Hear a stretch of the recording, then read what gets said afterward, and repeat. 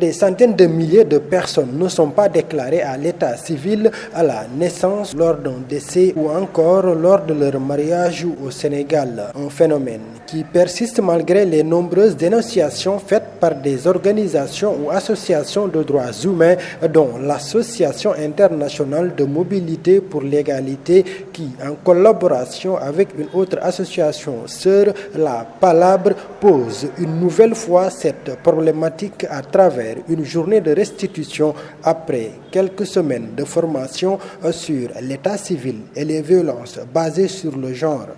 Pourquoi particulièrement? Parce que nous avons vu, grâce à notre volet, parce que l'association a 3 volets, à la sensibilisation, à le centre et à l'école du devoir.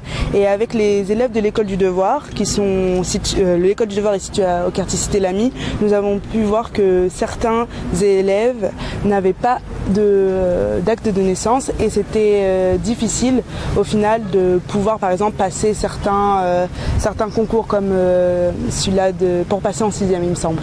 On a pu par exemple faire une sensibilisation auprès d'un collège et d'une école primaire, et nous avons pu leur montrer par exemple les 10 droits fondamentaux du droit de l'enfant, dont être reconnu, avoir une nationalité, avoir une identité, c'est-à-dire être appelé par leur prénom, pas par un numéro, et aussi avoir une nationalité, qui est très important.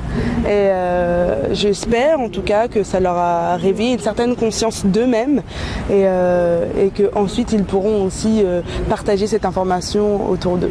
Pour le chef du service de l'état civil de la commune de Thiès-Nord, les responsabilités sont partagées entre les parents d'une part et les autorités de l'État d'autre part. Oui, le problème de l'état civil pose problème, comme vous le dites.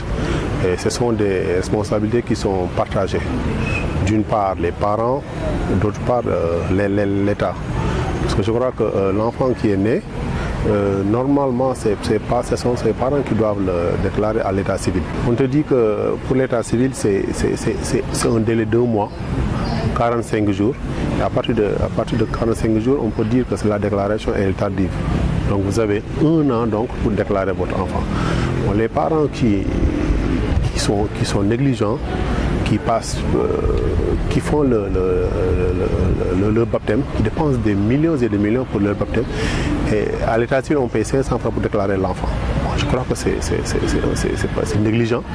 Et ce sont des informations que vraiment l'État doit partager avec les parents pour les exiger à déclarer leurs enfants. Pour le juge Ibrahima Amidou Dem, ne pas déclarer son enfant à l'état civil lors de sa naissance est un manquement grave à un droit fondamental. C'est un manquement à un droit fondamental. C'est un préjudice parce que c'est cet enfant-là qui aura des difficultés à être inscrit à l'école, à faire l'examen, à obtenir une carte d'identité, à obtenir un passeport, voilà. Donc c'est un droit fondamental. Moi je dis toujours que le premier droit que nous avons, c'est un droit à l'identité. Être déclaré à l'état civil, dire qu'on est tel, né le tel, de tel et de tel parent, et avoir un acte qui le prouve. Donc c'est un acte quand même qui est primaire, qui est basique, et je pense que le Sénégal qui aspire à l'émergence doit pouvoir régler le problème lié à l'état civil et le problème lié à l'archivage. Ce n'est pas un problème qu'on a abordé, mais ce sont ces 2 problèmes-là qui constituent véritablement nos talons d'Achille. L'autre volet du problème lié à l'état civil au Sénégal réside dans le jugement de naissance qui occasionne souvent de très grands préjudices. Il y a des gens qui sont déjà inscrits à l'état civil, qui, s'ils vont jusqu'en CM2 et que leur date de naissance ne leur permet pas de faire les examens, les gens leur proposent de faire des jugements de naissance. Et c'est pas normal. C'est un acte qu'on doit vraiment faire de telle sorte que les gens, à l'heure de la déclaration. Ça peut se faire de manière légale. Ah, bien sûr, pourquoi pas. Bien sûr, ça peut se faire. Mais ce que les gens doivent savoir, c'est que pour l'état civil, une personne doit se déclarer. On doit déclarer une personne une seule fois. Mais ici on voit que les gens ont 2 à 3 états civils, mais ça pose problème. Oui. Et c'est un délit, bien sûr. Nous savons tous que l'état civil n'est pas généralisé ici au Sénégal, mais aussi que l'état civil n'est pas fiable. Il y a beaucoup de fraudes liées à l'état civil. Comme je l'ai dit, la responsabilité est partagée. C'est d'abord la responsabilité de l'État. Parce que nous savons que nous sommes dans un pays qui veut émerger. Un pays qui veut émerger et qui n'a même pas encore réglé la problématique liée à l'état civil, dont les naissances ne sont pas recueillies par les officiers d'état civil. On estime à des centaines de milliers de personnes ici qui sont au Sénégal qui n'ont pas d'acte d'état civil. Nous constatons chaque année, avant l'examen de l'entrée en 6e, qu'il y a des dizaines de milliers d'enfants qui sont en âge de faire l'entrée en 6e et qui n'ont pas d'acte d'état civil, qui n'ont pas d'acte de naissance. Donc c'est quelque chose d'extrêmement regrettable.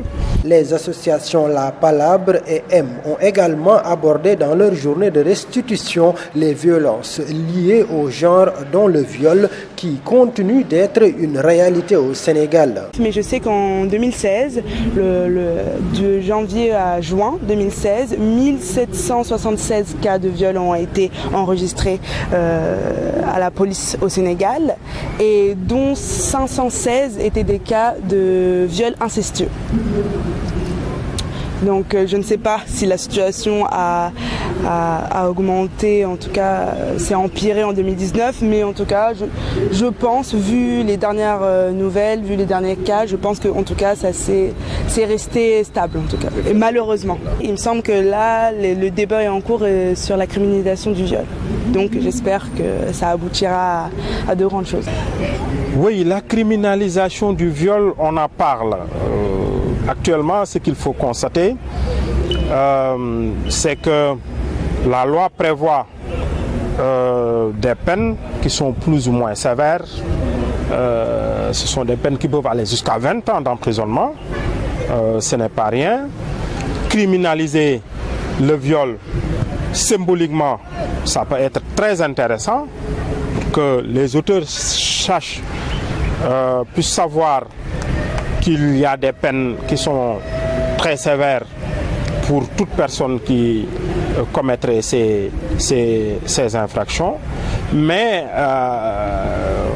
j'estime qu'il faut au préalable régler beaucoup d'autres problèmes liés à la sensibilisation des parents, pour que les viols qui ont été commis aussi puissent être portés à la connaissance de la justice.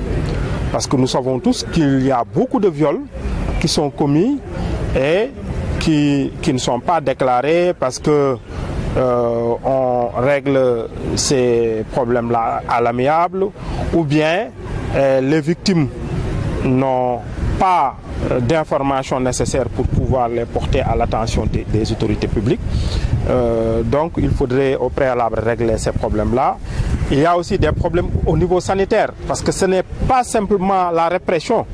Il y a une prise en charge sanitaire des victimes. Il faut y avoir une prise en charge psychologique. Je pense qu'il y a un tout. Il faudrait réfléchir dans la globalité pour essayer de régler ce problème qui est devenu un problème de société.